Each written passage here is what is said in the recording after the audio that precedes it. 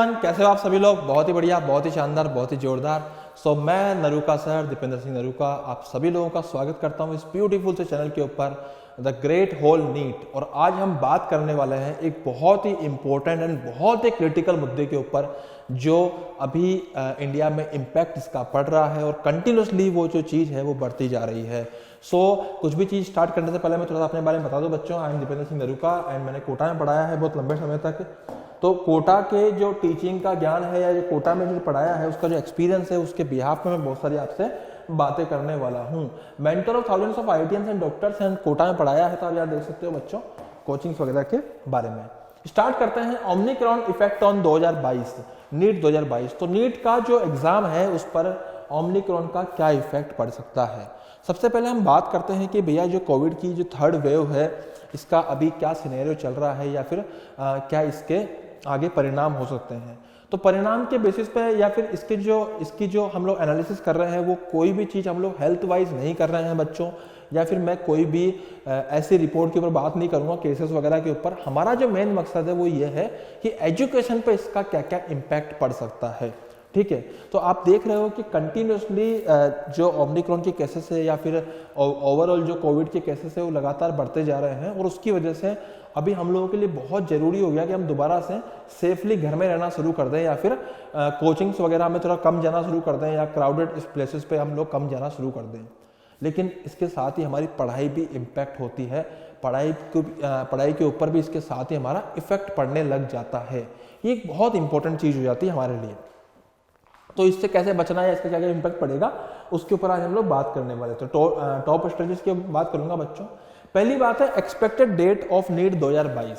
देखो यार, अभी के हिसाब से जो केसेस आ रहे हैं है ना, उससे तो ये लग रहा है कि अभी तो इससे 4-5 गुना और बढ़ जाएंगे, क्योंकि कंटिन्यूसली बढ़ते ही जा रहे हैं। अब ये बात मैं नहीं कह रहा हूँ, ये अलग अलग रिसर्च कह रही है कि भैया इंडिया में अभी जनवरी एंड तक या उस तक, फरवरी मिड तक बहुत ज़्यादा केसेस आए हैं, उसके बाद फिर ये शायद डाउनफॉल पे जाए।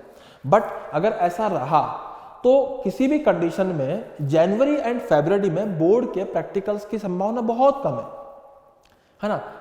ये जो हमारा जेई मेंस का एग्जाम होता है इसकी तो कोई चांसेस ही नहीं है, बट ये प्रैक्टिकल की भी संभावना ना के बराबर है।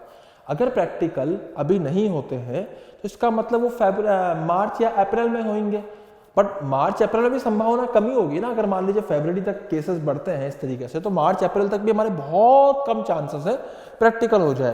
तो इसका मतलब ये हो गया कि बच्चे हमारा बोर्ड का एग्जाम जो है वो खिसक सकता है, या हो सकता है कि कैंसिल हो जाए, कुछ भी हो सकता है। जैसे लास्ट ईयर तो क्या कैंसिल ही करना पड़ गया था, बट चांसेस यही है कि बोर्ड के जो एग्जाम्स हैं उस पर अभी बहुत ज्यादा ही डामाडोल वाली सिचुएशन हो चुकी है।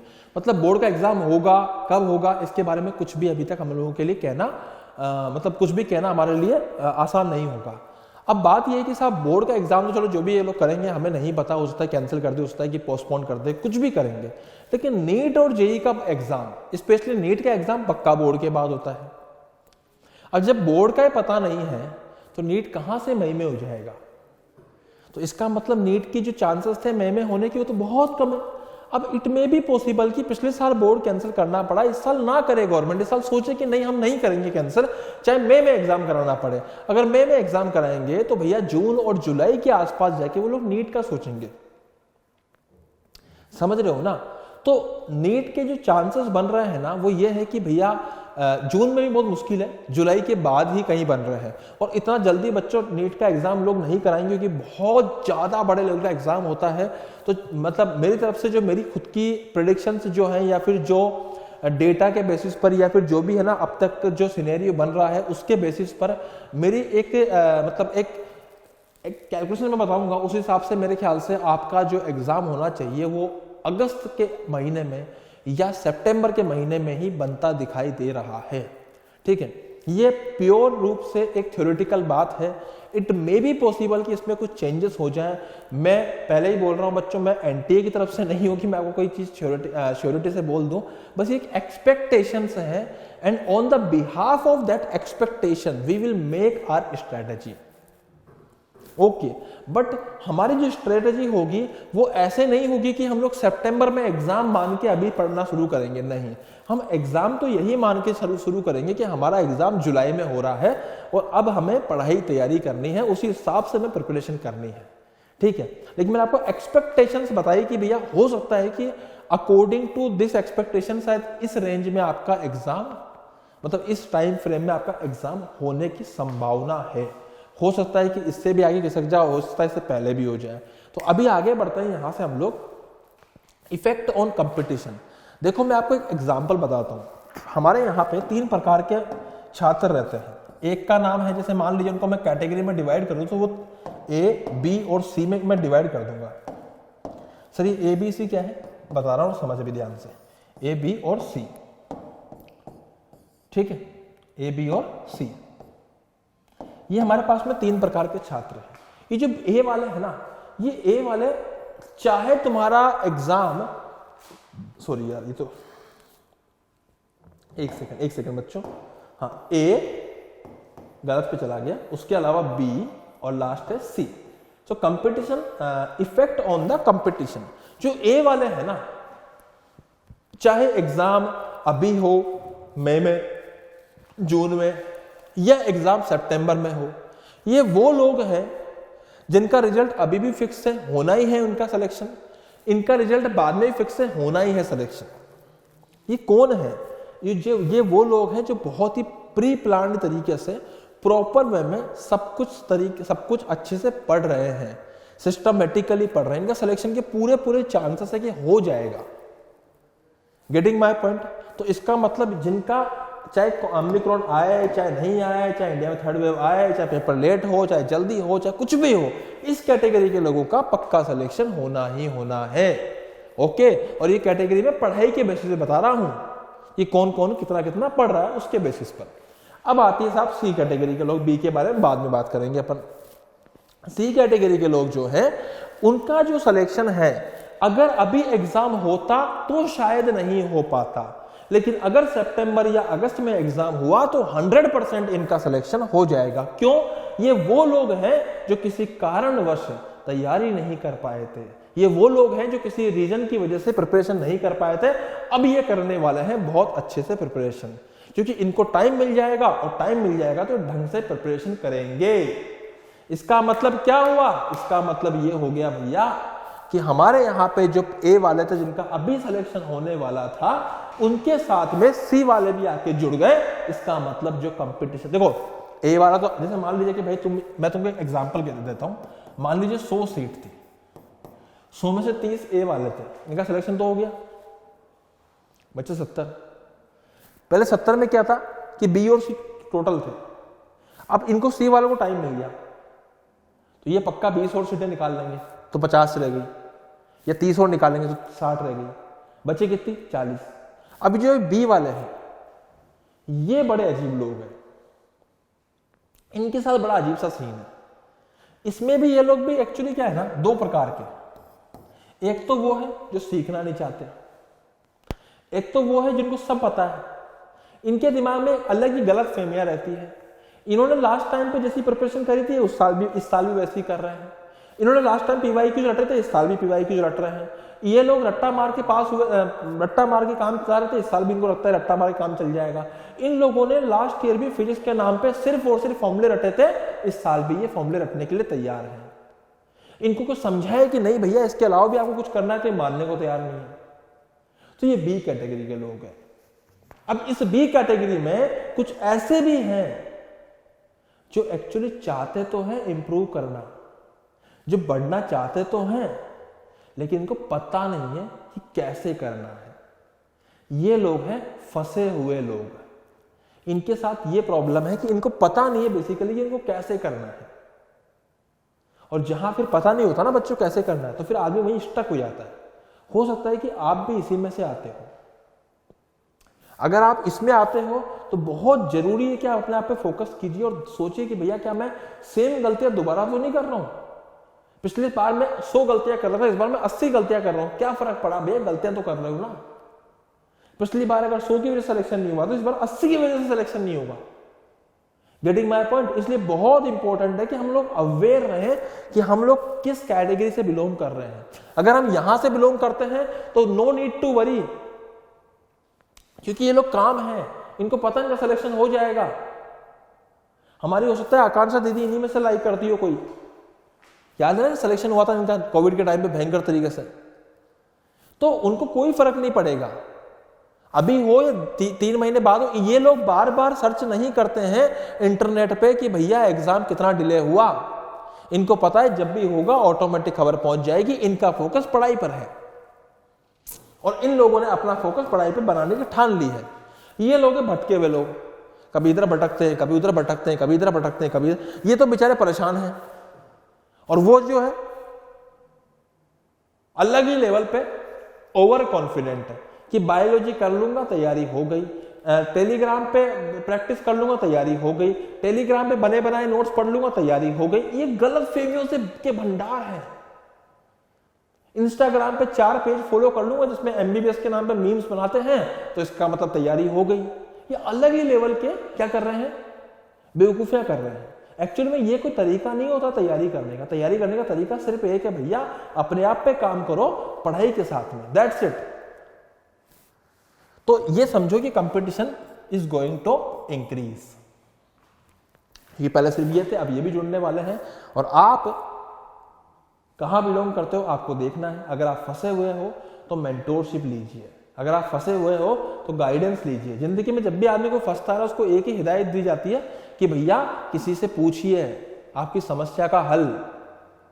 ओके, वो बताएगा आपको कि आप कहां पे लाई कर रहे हो। किसी एक्सपर्ट से पूछिए, रैंडम से नहीं कि चलते फिरते किसी से भी पूछ लिया।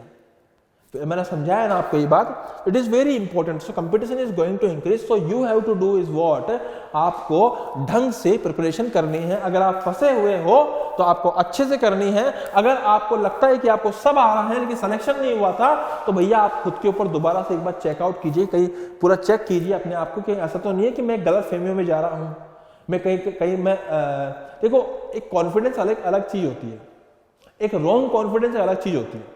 मैं ओवर कॉन्फिडेंस की बात नहीं कर रहा, मैं रॉन्ग कॉन्फिडेंस की बात कर रहा हूं कि चीजें गलत पता है उसके ऊपर भी भरोसा है। वाह, चीजें ढंग से पता नहीं है, चीजें ढंग से आती नहीं है, चीजें ढंग से सीखनी भी नहीं है। क्यों नहीं सीखनी? क्योंकि लगता है कि सब आता है। तो ये कॉन्फिडेंस बहुत खराब है। Getting my point? अगर इससे बिलोंग करते हो तो अपने आप को टिकाए रखिए, अगर इससे बिलोंग करते हो तो मेहनत कर लीजिए बच्चों, निकल जाओगे। आई मेरी बात समझ में? तो competition is going to increase. अब आपको अपने एफर्ट्स बढ़ाने पड़ेंगे, इट इज वेरी इंपॉर्टेंट। लेकिन जैसे एफर्ट्स की बात आई, जैसे पढ़ने की बात आई, जैसे गाइडेंस की बात आई, अब धज्जियां यहां पे उड़ रही है। सर अगर ओमिक्रॉन आया, जो कि आ चुका है, अगर मान लीजिए सर 3rd वेव आती है या फिर आ चुकी है तो हमारी कोचिंग्स भी बंद हो जाएंगी, हमारी क्लासेस भी बंद हो जाएंगी, हमारी स्कूल्स भी बंद हो जाएंगी, इवन राजस्थान में तो क्लासेस भी बंद हो गई। अब क्या करेंगे सर? तो ये सिनेरियो है भैया, ऑफलाइन या फिर ऑनलाइन। फिर से फंस गए। 3 साल तो हो गए इस चीज को करते करते, कितना करे सर? तो देखो मेरी बात समझो, क्या फर्क पड़ जाएगा अगर तू किसी मास्टर की बात सामने खड़ा होकर नहीं सुनेगा और टीवी पे सुन लेगा? तो तुझे क्या कम सुनाई देगा टीवी पे? क्या मास्टर टीवी पे आके क्या कम बातें बताएगा? क्या क्लास में ज्यादा बातें बताएगा, टीवी पे कम बातें बताएगा? नहीं ना, कोई फर्क नहीं पड़ता बच्चों। हम क्या करते हैं ना कि हमने एक दिमाग में परसेप्शन बना लिया कि हमको समझ में सिर्फ ऑफलाइन आता है। भैया आप या आपके पेरेंट्स भी ऐसे बोलते हैं, कई लोगों के बच्चे भी ऐसे बोलते हैं, सर हमें तो सिर्फ ऑफलाइन समझ में आता। सर मुझे अच्छे से पता है भैया, मैंने 10 साल कोटा में पढ़ाया है, कितनों को ऑफलाइन समझ में आता है, कितनों को नहीं आता। क्लास में जितने बैठते थे उसमें से कितने % को ऑफलाइन समझ में आता था, हमें अच्छे से पता है। तो ये जो चीज है ये आपके पेरेंट्स को आप समझा सकते हो, ये चीज आप सोसाइटी को बोल सकते हो कि साहब हमको तो है ना साहब ऑफलाइन समझ में आता था। ये आप अपने मास्टर को नहीं बोल सकते, उसको अच्छे से पता है तुझे ऑफलाइन में कितना आ रहा था। Getting my point? वो भी हमारे जैसे टीचर्स को जो 300 300 400 400 बच्चे एक क्लास में बैठे होते थे, उनको अच्छे से पता है भैया कि बाकी बच्चे क्या करते रहते हैं क्लास के अंदर। Getting my point? सो कितना समझ में आ रहा होता है, कितने पढ़ाई पे ध्यान दे रहे होते हैं, कितना फोकस कर रहे होते हैं, कितना सुनाई दे रहा होता है, सब कहने की बातें हैं। एक्चुअल में आप चाहो तो इस टाइम पर, है ना, आपको अगर अपना मैक्सिमम फायदा उठाना है पढ़ाई का तो आपको ऑनलाइन को अडेप्ट करना ही होगा। This is situational, this is not optional, this is situational. क्योंकि ये सिचुएशन बोल रही है, ये आपके पास कोई ऑप्शन नहीं है। आपके पास ऑप्शन आया था बीच में जब सब कुछ ओपन होने लगा था, लेकिन दोबारा सिचुएशन ने बोला कि नहीं भैया घर बैठ के पढ़ाई कर। और अगर आप इस चीज को अडेप्ट नहीं करते हो तो आपको बार बार उसी कंडीशन में जाना पड़ेगा जिस कंडीशन में 3 साल से जा रहे हैं, दोबारा ड्रॉप करना पड़ रहा है। तो this is what situational, and you have to adapt this situation. Not you have to adapt, each and every one in the entire world have to adapt this situation. जो अडेप्ट नहीं कर रहा है वो पिस रहा है, सिंपल सी बात है। तो आपको अडेप्ट करना ही होगा। अब मैं आपको कुछ फायदे समझाता हूं। बच्चों, जरूरी नहीं है कि आप सुपर कंप्यूटर जैसा दिमाग लेके क्लास में घुसते हो तो आपने जितना भी सुना है सब कुछ आपको एक बार में याद हो जाता है। कुछ ही याद नहीं होता है। आप 50% चीजें तो मास्टर की बताई हुई वैसे ही भूल जाते हैं। वो मोमेंट गया, वो समय गया, वो बातें गई, वो एनर्जी गई, सब गया। जो लिखा बस वो रह गया। लेकिन ऑनलाइन में सब कुछ सेव है। यू कैन री वॉच योर क्लास छूट गई दोबारा देख सकते हो। कि ट्रैवलिंग का टाइम बचता है, कहीं इधर उधर जाना नहीं है। समझ रहे हो ना मेरी बात। और सबसे बड़ी बात, टीचर्स बहुत अवेयर होकर पढ़ाएंगे। टीचर्स गलती से भी गलती करने की कोशिश नहीं करेंगे। क्यों? सब कुछ रिकॉर्ड होता है। It is very important. इसलिए ऑथराइज्ड लोग आपको मिलेंगे यहाँ पे। और कौन कह रहा है कि भैया ऑनलाइन में क्लासेस सिर्फ नॉर्मल किसी वीडियो कॉन्फ्रेंसिंग ऐप पर ही होती है? किसने कहा? तुम अनअकैडमी की एप्लीकेशन देखिए एक बार। प्रॉपर पढ़ाई के लिए जो सिस्टम बना है ना ऑनलाइन पढ़ाई के लिए, उसको देखिए ना। अब तुम किसी मीटिंग वाली ऐप के ऊपर जाके पढ़ाई करोगे तो तुम्हें काहे से समझ में आएगा? Getting my point? तो जितने भी लोगों ने अभी सिचुएशनली फर्स्ट कोविड वेव के अंदर ऑनलाइन पढ़ाया था, उनमें से जो 80% लोग थे, स्कूल से बिलोंग करें या कोचिंग से, उन लोगों को उससे पहले ऑनलाइन का कोई ज़्यादा आइडिया नहीं था। ना ही टेक्नोलॉजी से वो लोग इतने ज़्यादा मतलब फेमिलियर थे। स्पेशली मैं टीचर्स की बात कर रहा हूँ, तो उनको भी बड़ी दिक्कतें आई थी उस टेक्नोलॉजी को जल्दी से अडेप्ट करने में। इसी वजह से वो इतना अच्छे से डिलीवर नहीं कर पाए चीज़ों को जितना अच्छे से वो एक्चुअल में क्लास में डिलीवर कर दिया करते थे या हो जाता था उनसे डिलीवर, है ना। लेकिन समय बदल रहा है, धीरे धीरे लोगों को समझ में आने लगा कि भैया ये तो आने वाले समय की सच्चाई है, तो क्यों ना हम इसको सीखना शुरू करें। और अनअकैडमी शुरू से ही एक ऐसा सिस्टम है जो आपको ऑनलाइन के अंदर एक तरह से मतलब समझ लीजिए कि आपको ऑनलाइन में बहुत बढ़िया चीजें प्रोवाइड कर रहा है, बहुत बढ़िया टूल्स प्रोवाइड कर रहा है। आप अनअकैडमी में बच्चों जब पढ़ने आते हो ना प्लस के एप्लीकेशन पे, आप टीचर से डायरेक्टली बात कर सकते हो। आप अनअकैडमी में जब आते हो ना तो टीचर जब लिखता है ना अपने बोर्ड के ऊपर तो आपको साफ साफ दिखाई दे रहा होता है। टीचर से आप सिस्टमेटिकली एकदम क्लास के हिसाब से बात कर सकते हो, हैंड रेस कर सकते हो, डाउट भेज सकते हो। क्या नहीं है यार। पोल चलता है, पोल का टाइमर चलता है, इतना मजा आता है क्लास के अंदर। अलग अलग जैसे यहाँ पे मेरे पास में लाल कलर है, नीला कलर है, वहां भी तुम्हें सब मिल जाएगा। और मैं आज आपको बता रहा हूं इस वीडियो के अंदर, तो क्या समझ में नहीं आ रहा क्या आपको? कितना अच्छे से समझ में आ रहा है, कितना अच्छे से मास्टर बोल रहा है, कितना कॉन्फिडेंटली बोल रहा है। क्या दिक्कत है? Getting my point? अपने माइंड से उस चीज से ऊपर उठिए, क्योंकि आपके लिए बहुत इंपॉर्टेंट है। अगर नीट फोड़ना है तो आपको इस चीज को अडेप्ट करना ही होगा। It is very very important for you. ये समय की डिमांड है।